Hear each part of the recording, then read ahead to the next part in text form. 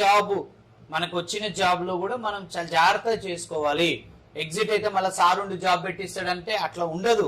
మనం అనుకున్నంత ఈజీ కాదు. ఒక ఇంటర్వ్యూకి ఇంకో ఇంటర్వ్యూకి ఒక్కోసారి నెల రోజులు గ్యాప్ వస్తుంది, మనకి ఇక్కడ 15 రోజులు గ్యాప్ వస్తుంది.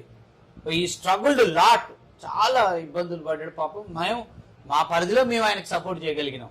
బట్ ఈ manager is all the issues himself. సరే, ఈ 4 months లో కూడా నేను 3 to 4 కంపెనీస్ అటెండ్ అయ్యాను. యా, అందులో సెలెక్సిస్ ఫైనల్ రౌండ్ దాకా వెళ్ళాను, యాజ్ యూజువల్ జెనెట్ ఫైనల్ రౌండ్ దాకా వెళ్ళాను, అండ్ వినైటీలో ఫస్ట్ రౌండ్ లోనే డిస్క్వాలిఫై అయ్యాను. అండ్ రివర్సిస్ లో వచ్చేసి వాళ్ళు ఒక టాస్క్ ఇచ్చారు నాకు.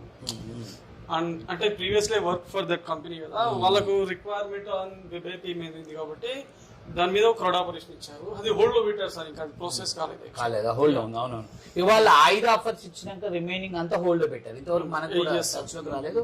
బట్ తన ప్రొఫైల్ ఇంకోటి మనం బ్యూటిఫుల్ గా అర్థం చేసుకోవాల్సిన 2012 పాస్, అంటే 10 ఏళ్ల గ్యాప్, మ్యారీడ్. సో ఇన్ని డిఫికల్టీస్ అచీవ్ చేయడం అయితే గ్రేట్.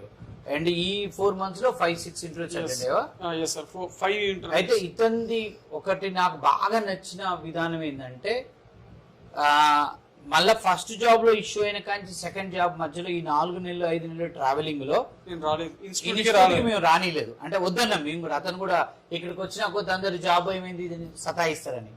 రెండోది ఏంటంటే, అతను హాస్టల్ నుండి ప్రిపేర్ అవుతా అన్నాడు, ప్రిపేర్ అయ్యాడు, వదలకుంటే ప్రిపేర్ అయ్యాడు. అది గ్రేస్, అది అల్టిమేట్. తను ఏమన్నా కానీ he didn't stop his preparation. అంటే కంటిన్యూస్లీ కంపెనీస్ అంటే మేము టాస్కులు ఇస్తూనే ఉన్నాం, చేస్తూనే ఉండు, ప్రతి ఇంటర్వ్యూని వీరోచితంగా పోరాడుతూనే ఉండు.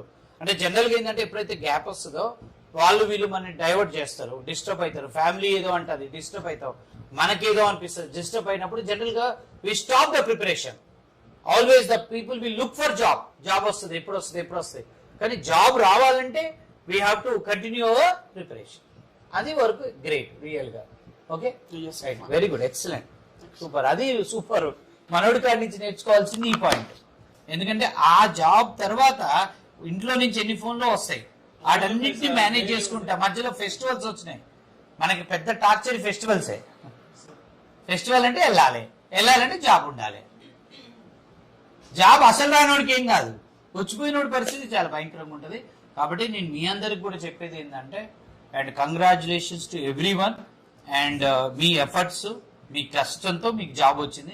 మేము జస్ట్ ఇక్కడ ఓన్లీ ఇంటర్వ్యూస్ ప్రొవైడ్ చేసిన వాళ్ళం మాత్రమే. ఒక లైన్ చూపించుకుంటూ వెళ్ళాం, ట్రైనింగ్ ఇచ్చి ప్లేస్మెంట్ చేసుకుని పోయినాం. కానీ ఈ జాబ్ని చేసేటప్పుడు మీకు నేను ఇచ్చే ఇన్పుట్ ఏంటంటే, ప్రొఫెషనల్గా వర్క్ చేయండి. ఎవరికి శత్రువులు కాదు, ఎవరికి మిత్రులు కాదు. ఇక్కడ మీ కొలీగ్స్, ఇప్పుడు సీనియర్స్తో కానీ ఎవరితోనైనా కానీ మీ వర్క్ ఉన్నంత వరకే ఉండాలి. అది ఎక్కువ ఉన్నా డేంజరే, తక్కువ ఉన్నా డేంజరే, రెండూ డేంజరే.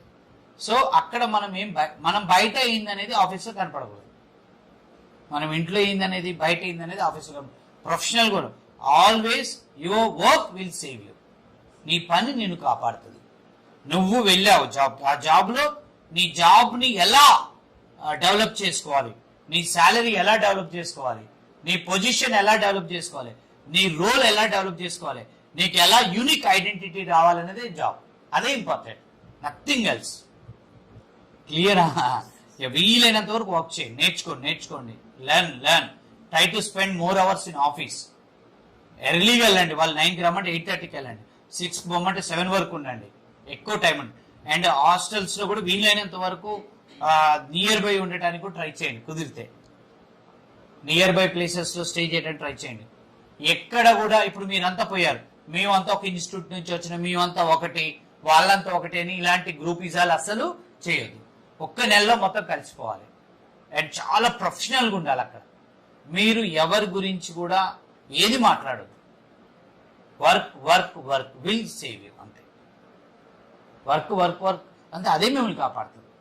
మీరు ఎప్పుడైతే పర్సనల్ డిస్కషన్ మొదలు పెట్టారో మీరు గ్రోత్ ఆగిపోయినట్టు. అక్కడ మీ దగ్గర వచ్చి ఆ మేనేజర్ ఇలా అంటే అవునంట కదా, నిజమే మీరు అన్నారు అనుకో, ఇది ఎక్కడికి పోయిందంటే కథ మనం బలైపోతాం. అదే జరుగుతుంది ఎక్కడైనా.